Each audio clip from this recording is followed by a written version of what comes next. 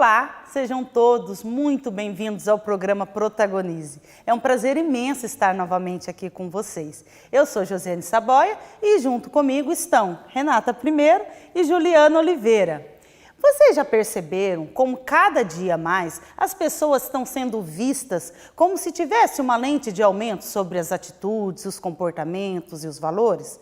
Em casa, no trabalho, na escola, somos convidados a desenvolver habilidades e competências. Mas afinal, o que é competência? Será que a gente já não se perguntou, ou às vezes já ouviu falar, nossa, como aquela pessoa é competente, como aquela funcionária é competente, nossa, que professora é competente, mas o que significa isso? Segundo a BNCC, competência é um conjunto de habilidades que a gente consegue articular na nossa vida. Então, quando a gente acha uma pessoa competente, é que a gente considera que ela desenvolve aquele trabalho ou aquela função com muita habilidade e consegue atingir ali as suas metas com eficácia.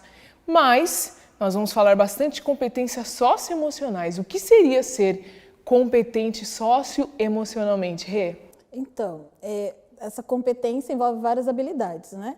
E a competência socioemocional, na verdade, é uma mistura ali, né? Tanto das questões sociais quanto das questões emocionais. E aí elas falam, assim, de como a gente lida com as questões do nosso dia a dia, com os nossos sentimentos, com as nossas emoções, como que a gente enfrenta as situações no nosso dia a dia.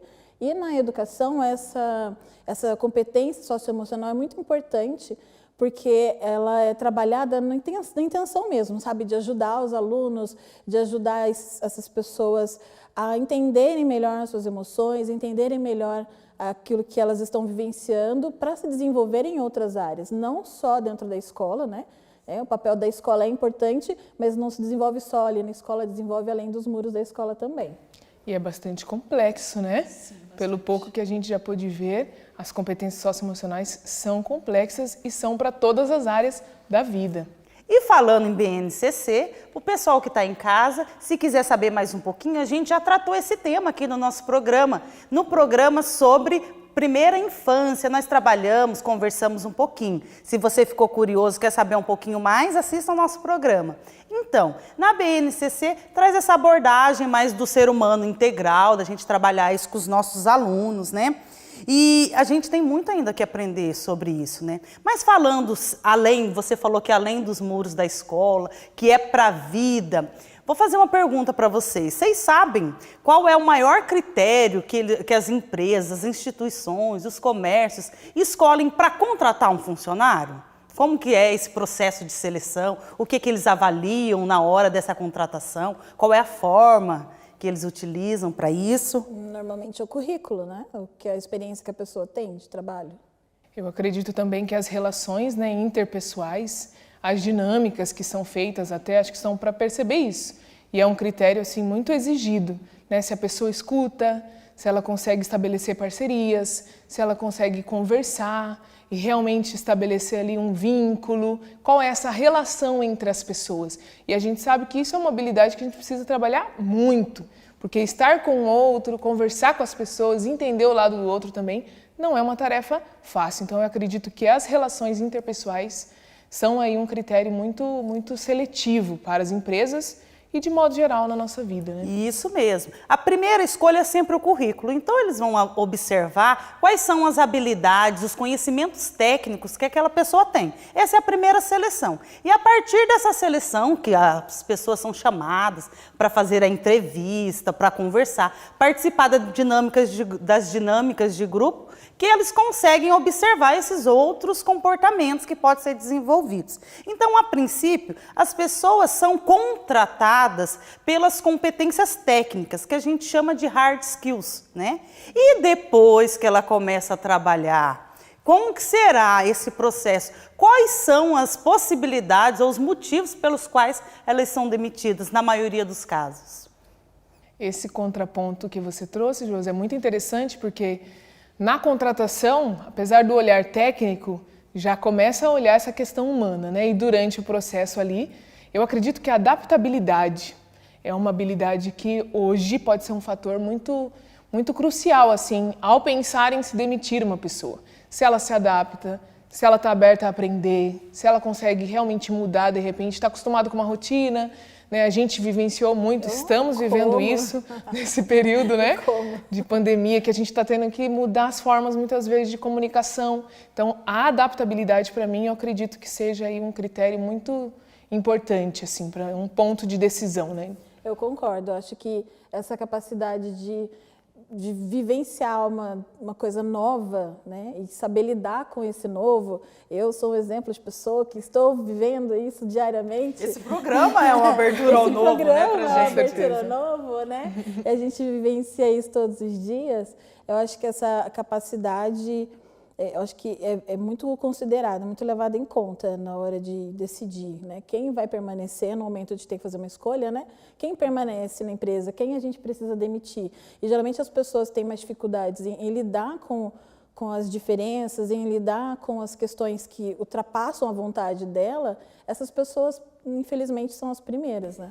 Então, quando ultrapassa a questão do conhecimento técnico e vira uma questão de interação, né, das relações, em geral, essas pessoas são demitidas. E tem um estudo, deixa eu pegar aqui na minha colinha que eu não vou lembrar, que um levantamento que foi feito pela Page Personnel, dizendo que 9 a cada 10 funcionários, colaboradores, são demitidos justamente por conta dessas competências socioemocionais, pela maneira com que ela lida com as pessoas, com os problemas, com as dificuldades do dia a dia. Então, trabalhar isso na escola é importante ou não é, gente? Nossa, super importante, né, Ju? Porque ali dentro da sala de aula a gente vivencia muito essas questões, as diferenças, né? Nós aprendemos a lidar com pessoas diferentes, de criação diferente, de opinião diferente, humor, temperamento. Ajuda bastante, né? É verdade. A escola é um espaço de muita pluralidade, né? Então, se a gente pode potencializar, desenvolver essas habilidades, ser ouvido, né? A gente potencializar que as crianças conversem, que elas falam, que elas expressem os sentimentos, isso é muito importante. Porque a escola, na verdade, às vezes a gente enxerga a escola como algo fora da sociedade. E não é, a escola é parte, a escola núcleo da sociedade. É o núcleo, a escola é vida, a escola reflete muitas vezes as práticas sociais, né, que a gente vive na sociedade de modo geral. Então a escola é um momento assim de muita troca e de muita oportunidade de pensar e de construir essas competências socioemocionais. Parece que a gente está falando de algo muito difícil, mas é possível, né? Quem nos acompanha, é possível a gente construir isso, e a escola é desde a infância mesmo que a gente vai plantando essas sementinhas. E embora o nome não seja muito assim, as pessoas não tenham muita familiaridade com o nome de competências socioemocionais, mas isso move a nossa vida, né, de certo modo. E como isso é importante a gente ter esse conhecimento. Vocês falaram aí da questão do trabalho em grupo, das questões da escola e da questão até de como se relaciona.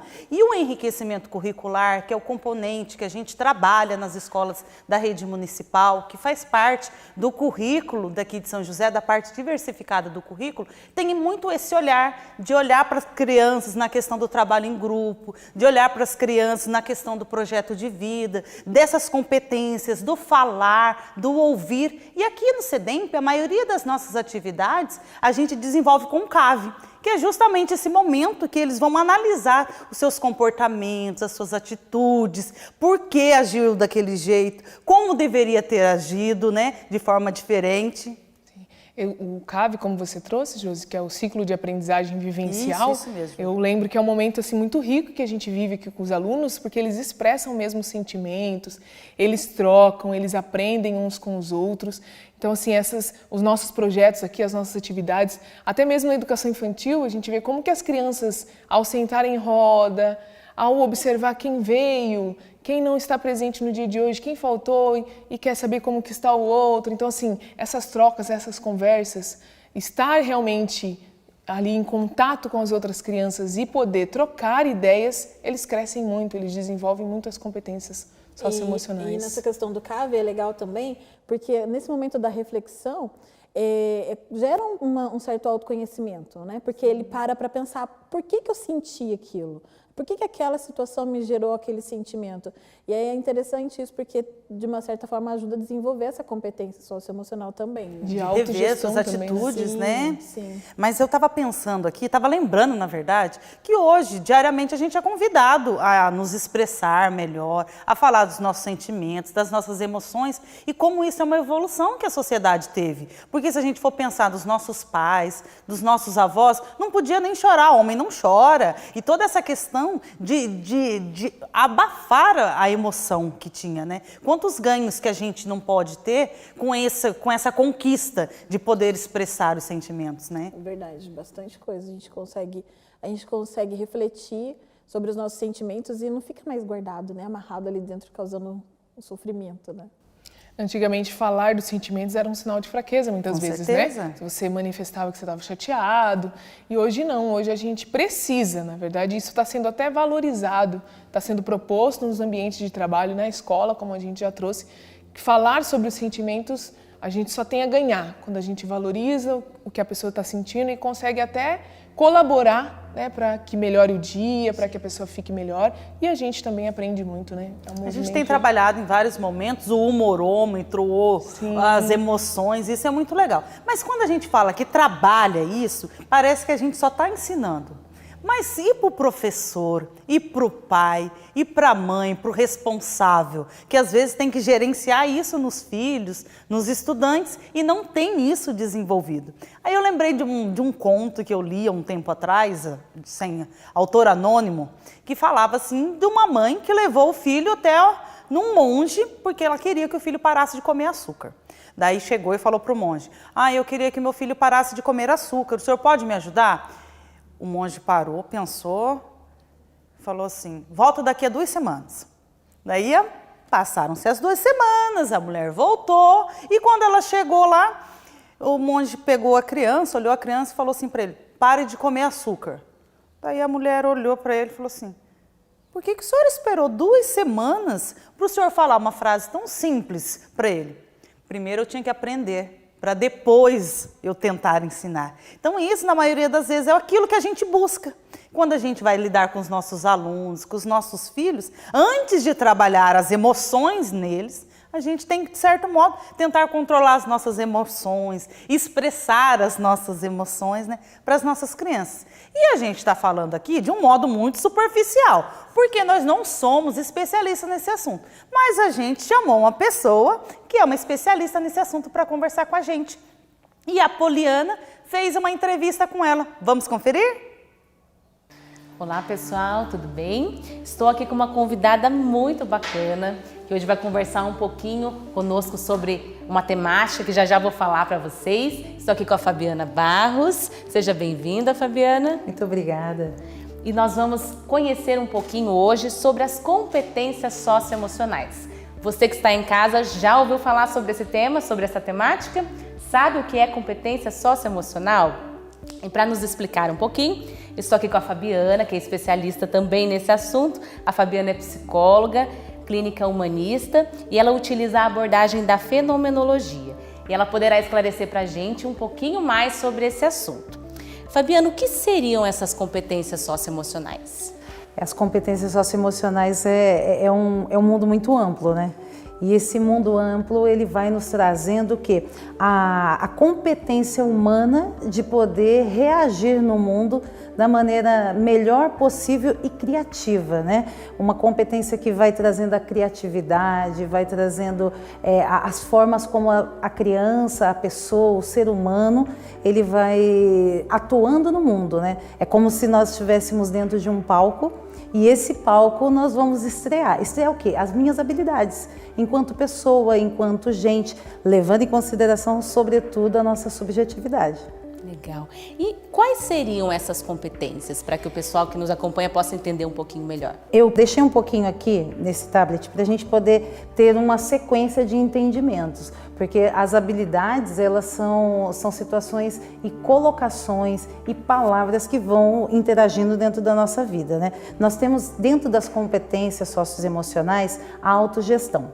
Essa autogestão, ela vai trazer o quê? O que eu vejo de mim, o que eu sinto, como eu sinto e de que forma eu estou me apresentando nesse mundo. Para onde? Qual mundo que eu vivo? Na minha sala de aula, na minha família, no parque com as crianças, quando eu vou para o meu primeiro trabalho, quando eu estou no meu trabalho, ou seja, nos papéis que a criança, que a pessoa, que o ser humano, que eu, que você, nós vamos construindo ao longo da nossa vida. Tá? Depois eu tenho o engajamento com os outros, ou seja, de que forma o outro me afeta. É essa clareza, Poli, que nós precisamos ter. Como que a Poliana me afeta? Por exemplo, nessa entrevista. Ela me afeta com o quê? Com o nervosismo, ou ela me afeta com a simpatia, com o sorriso, com o olhar. É uma dinâmica, ou seja, o que está acontecendo? O homem está em movimento, a alma está em movimento, o ser está em movimento, o mundo está se movimentando e eu preciso ter esse engajamento com o outro. Então, ou seja, a pessoa humana, ela está ali, dentro do seu palco, atuando, respondendo, dando as suas respostas para a vida. Às vezes respostas boas, às vezes respostas ruins. Então a vida vai nos presenteando com várias situações. E aí é onde eu entro também na amabilidade. O que é essa amabilidade? A amabilidade, ela me traz o quê? Uma competência na onde eu olho, eu paro, respiro, percebo como que está o meu corpo, compreendo como que estão os meus pensamentos, eu sinto tudo isso, me coloco dentro dessa amabilidade, ou seja, eu também me olho, me percebo e está engajado na onde? Na autogestão, compreende? E essa autogestão, ela vai trazer para você essa sensibilidade, essa amabilidade da onde eu estou, como eu estou respondendo, ou seja, também aprendendo qual é o meu limite, entendeu? Mais ou menos como que a vida ela vai se criando, ela vai se transformando e nós vamos atuando nesse palco da vida. Depois, resiliência emocional. A resiliência emocional, ou seja, eu olhar para mim, compreender, sinto o quê? Sinto raiva. De que forma eu sinto raiva? A Poliana, ela sente raiva de uma forma, a Fabiana sente de outra. A Maria, o João, o Joaquim, todos nós vamos sentir as emoções e essa situação dentro de nós de maneira diferente. Por exemplo, existe uma fala que acaba deixando a pessoa sem saber o que fazer, né? Vamos dizer assim, qual que é essa fala? Eu sei o que você está sentindo. Não, nós não sabemos o que o outro sente enquanto o outro não me falar.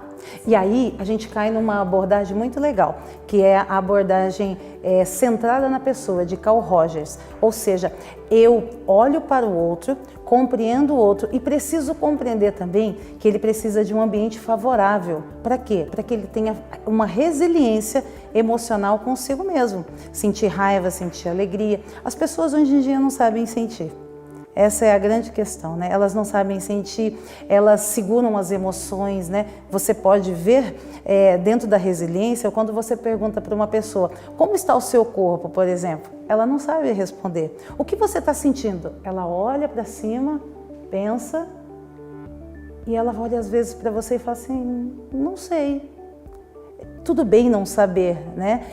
Porém, isso precisa ser algo que vai acontecendo na nossa vida com uma resiliência, ou seja, eu percebo no meu corpo. Eu vou falando bastante do corpo porque vai fazer parte da abordagem que eu utilizo, né? Quando o fenômeno acontece, quando aquilo que aparece dentro da vida da pessoa a incomoda ou agrada, enfim, o fenômeno ele vai acontecer.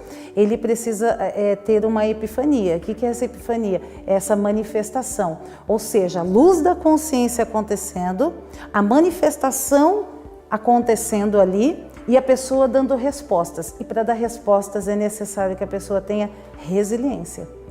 Depois nós temos uma abertura do novo. Essa é a cereja do sundae. Por quê? Porque quando eu olho para o outro, quando eu estou aqui, a Poliana para mim, ela é uma pessoa nova, porque a minha relação com ela é outra. Agora, hoje, enquanto apresentadora, como ela é? Ela vai ter uma postura, uma linguagem, um olhar, uma forma. Ela está tomando jeitos. E eu preciso olhar para a Poliana e perceber que a Poliana já não é mais aquela pessoa que eu idealizei naquela determinada situação. Isso vai me dar o quê? Uma abertura para o novo. Hoje, se uma criança ela tem a abertura para o novo, ela é uma pessoa empática. Ela é uma pessoa que tem uma autogestão possivelmente positiva. Ela é uma pessoa que tem uma resiliência boa consigo mesmo e com seus amigos também. Fabiana, você falou dessa questão do sentimento, que muitas vezes nós não sabemos nomear esse sentimento. Qual é a importância dessas competências socioemocionais na vida do ser humano? Essa importância é grandíssima. Por quê? Porque ela pode nos ajudar num ambiente, sobretudo, familiar. Esse ambiente familiar é o quê? O primeiro grupo que nós participamos. A criança nasce e ela está ali dentro de um grupo. Dentro de um grupo, a sua família. Como ela aprende a gestar os sentimentos dela, ou seja, tenho fome, choro, tenho um incômodo, eu faço alguma coisa. É muito importante nós entendermos assim, a mãe, quando uma criança chora, geralmente ela tem sei lá, alguma habilidade dela lá emocional que fala assim, isso que está acontecendo é o choro de querer comida, esse é o choro de querer trocar a fralda. Enfim, a mãe tem essa resiliência dentro dela, essa autogestão, mesmo que ela não tenha essa consciência. Mas isso acontece dentro da mãe. A importância disso tudo acontecer no nosso ambiente familiar e ir para a nossa vida é o quê? É o sucesso. O sucesso. Se eu tenho essas habilidades bem trabalhadas dentro de mim, eu tenho sucesso emocional, ou para que eu chore ou para que eu sorria. Nós sabemos que quando nós trabalhamos com essas competências socioemocionais, os nossos estudantes eles conseguem identificar suas potencialidades, as suas fragilidades e conseguem também ali olhar e pensar num projeto de vida, né? Projetar a própria vida. Qual a importância para a psicologia de se ter um projeto de vida? Ter um projeto de vida é ter um lugar aonde eu quero chegar, sempre, né? Quando eu coloco uma meta, não importa qual é o tamanho da distância que eu vou ter nessa meta. É importante porque eu tenho um objetivo, eu tenho um sentido para seguir essa vida. Então, para que o sonho possa acontecer, se concretizar efetivamente ou talvez só emocionalmente, é muito importante que tenha esse projeto. Para quê, Fabiana? Para que essa vida possa saber construir sentidos. É muito importante que o ser humano aprenda a negociar, construir e dar sentidos para aquilo que ele deseja sonhar, ser ou viver ou atuar no mundo. Que legal. E nós vamos chegando ao fim do nosso bate-papo, né? Tá muito bom.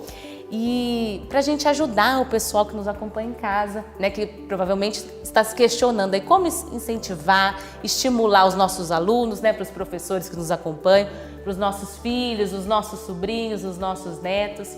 Como incentivar a construção dessas competências socioemocionais que eu sei que não tem uma receita, né? Mas como se organizar para isso, como incentivar isso nas pessoas? Sobretudo, eu vou me apoiar nas palavras de Carl Rogers agora novamente, porque a empatia, a congruência e a aceitação incondicional. A empatia vai me colocar no lugar do outro, ou seja, eu que sou pai, eu que sou mãe, eu que sou professor, professora, enfim, eu que estou trabalhando, estou no mundo, eu preciso ter uma empatia, eu preciso me colocar no lugar do outro, saber que o outro tem uma história, por trás de todos aqueles comportamentos existe uma história e que me justifica aquela ação, aquela situação da pessoa humana. Aceitação incondicional, ou seja, você pode ser quem você é, que eu te aceito, tudo bem. Algumas coisas nós precisamos melhorar, algumas coisas eu vou aparar as arestas, mas eu vou ter verdadeiramente o quê? Uma aceitação com o outro. E a melhor e a mais difícil de todas é a congruência. O que é isso? Eu falo aquilo que sinto. Com o quê? Com caridade, com amor. O amor é a base para que você seja uma pessoa que possa brilhar e acontecer no mundo com uma aceitação, empatia, congruência e vida atuante no mundo. É legal que quando nós nos sentimos aceitos, nós colocamos toda a nossa potencialidade aí à tona, né? E isso é importante. Eu queria te agradecer, viu, Fabiana, pela sua presença. Foi um prazer ter você aqui conosco, aprendemos muito.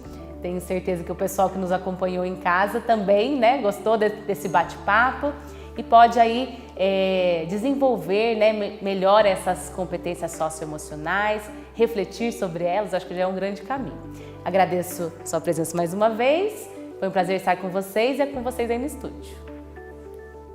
Obrigada, Poliana, obrigada, Fabiana, trouxe muitas coisas interessantes para a gente.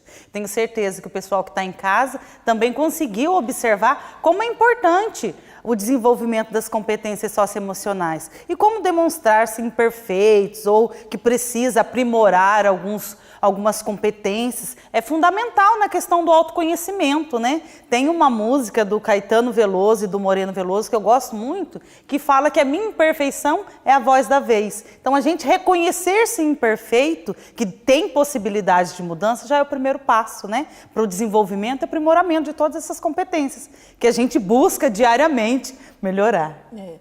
Na entrevista com a Fabiana, e pensando nisso que você acabou de falar, né, citando essa música, eu reconheci através das palavras dela algumas competências socioemocionais que eu preciso ainda desenvolver, aprimorar, melhorar, e foi legal prestar atenção nesse detalhe, olhar para dentro de mim e perceber essas... Colocar a lente, né, observar. A lente e perceber isso, foi bem isso é bacana. Bem interessante. Todas nós, né? Sim. Eu acredito. Sim, eu fiquei instigada, assim, com as palavras, com as situações que ela trouxe e o quanto que a gente tem coisas boas, que a gente já aprendeu, a gente já desenvolveu e tem coisas que a gente pode melhorar, né? Então, não que a gente não tenha nenhuma competência socioemocional ou que a gente já tenha todas, a gente sempre tem um ponto aí que a gente pode aprimorar, pode melhorar. E a questão da família também me tocou bastante, de que na família a gente pode crescer, a gente pode aprender, assim como na escola. E por falar em instigar, as palavras da Fabiana me trouxeram uma esperança mesmo. E aí me lembrei de um texto de Paulo Freire que fala dessa esperança e eu vou falar um pouquinho desse texto para vocês. Vou ler para vocês que nos acompanham. É preciso ter esperança, mas ter esperança do verbo esperançar. Porque tem gente que tem esperança do verbo esperar. E a esperança do verbo esperar não é esperança, é espera. Esperançar é se inventar. Esperançar é ir atrás. Esperançar é construir. Esperançar é não desistir. Esperançar é levar adiante. Esperançar é juntar-se com outros, com outras, para fazer de outro modo. Então, que a gente possa realmente continuar esperançosos de que nós podemos desenvolver as competências, nós podemos aprender mais e nos tornar realmente pessoas melhores a cada dia. E com esse sentimento de esperançar, nós queremos encerrar o programa de hoje, acreditando sempre que é possível transformar as nossas imperfeições em coisas boas para a gente, para as pessoas que estão ao nosso lado, para toda a sociedade. Um grande abraço, fiquem com Deus e até a próxima. Tchau, tchau!